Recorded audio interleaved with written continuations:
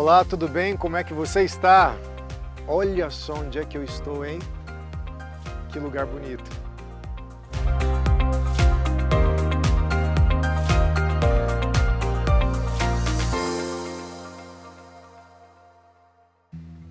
Olha só que coisa maravilhosa. Jó, capítulo 12, versículo 7 a 10 diz assim: Pergunte aos animais e eles o ensinarão, ou às aves do céu e elas o informarão.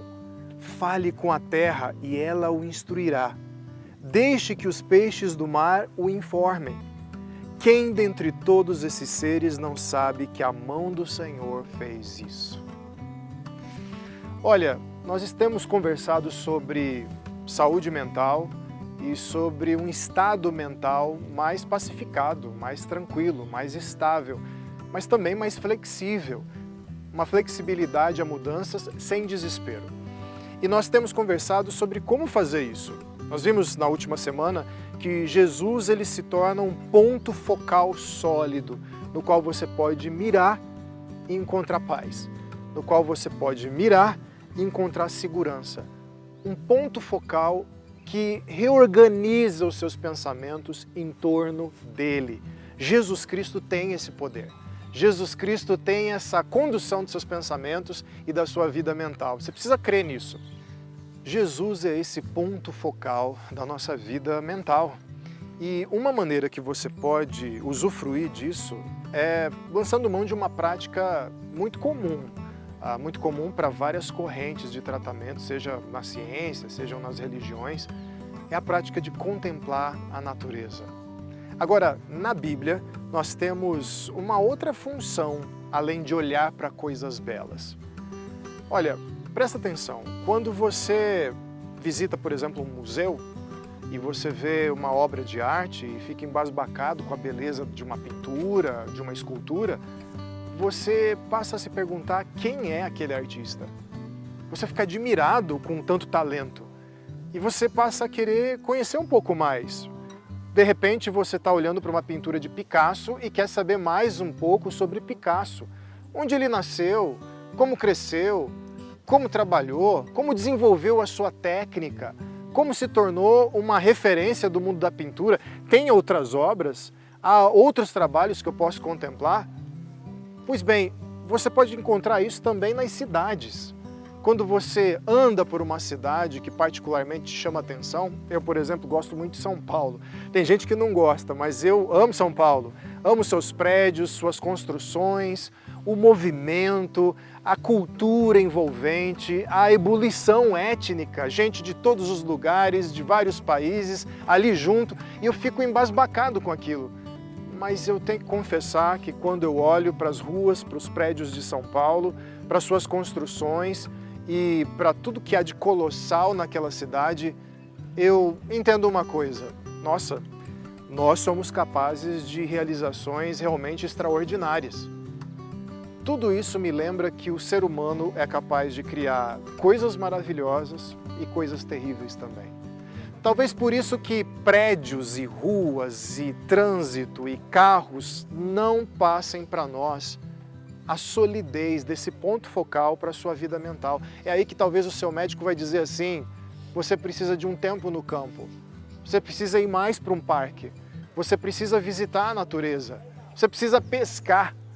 E nós vemos que tudo isso é necessário para trazer um outro tipo de ambiente para a nossa vida.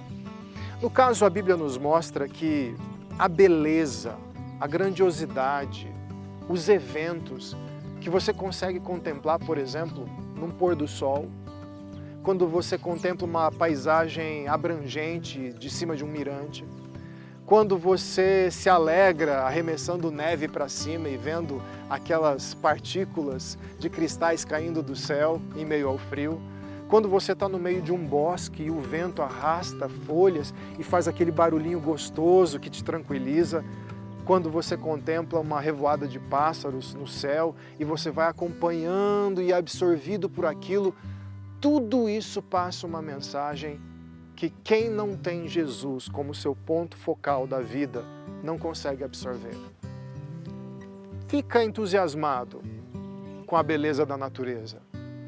Fica com os olhos cheios de novidade e brilho, mas não sabe a causa. Não se pergunta sobre o autor dessas coisas. Quando você tem Jesus na sua vida, você passa a observar a natureza de um outro ponto de vista. Você passa a observar aquela beleza toda e um certo encantamento toma conta de você. Porque uma das funções da beleza é te encantar. Existe algo que acontece de relaxante, de terapêutico, quando nos sentimos encantados. O encanto, ele neutraliza um pouco o sofrimento, ele tira um pouco da noção de caos da vida, ele consegue nos abstrair. Imagine-se num trânsito ferrenho, você está parado num tráfego paralisado numa grande avenida, fumaça, calor, mas pela janela você vê uma roseira em flor, linda. E o vento bate nessa roseira e ela dança conforme o vento. E por alguns segundos você se perde naquilo. As buzinas parece que somem da sua cabeça. O calor já não é sentido da mesma maneira. E o atraso já não te preocupa tanto assim. Aquela abstração é uma dose de encantamento na sua vida. Agora, quando você sabe a razão do encantamento, aí o ciclo está completo.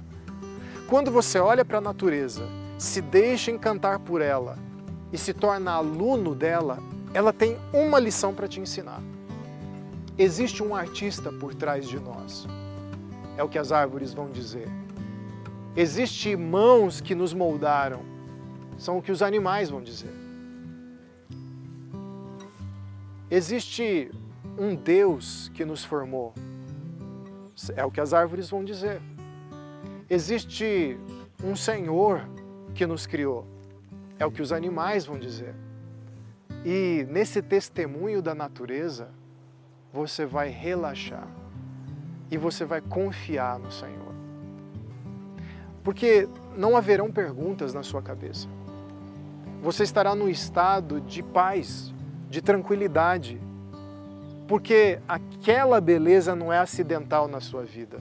Ela foi servida por Deus.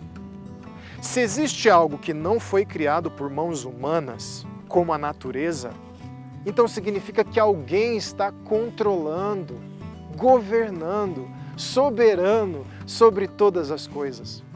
Talvez o museu que colocou o quadro do Picasso na parede feche nos finais de semana, ou aquela coleção vá viajar para um outro museu e você não vai ter mais acesso. Picasso não está mais ao nosso alcance, ele está morto, não vai fazer outras pinturas, você nunca mais vai ver coisa nova de Picasso. Mas a natureza ainda permanece testemunhando sobre a obra do Senhor. Então, se ela continua, e a beleza que Deus criou continua nesse mundo e é sustentada por Ele, então existe algo sólido nesse mundo. E mais uma vez, você é reportado para aquele lugar da sua mente onde o caos não toma você e onde a rigidez não prejudica a sua vida.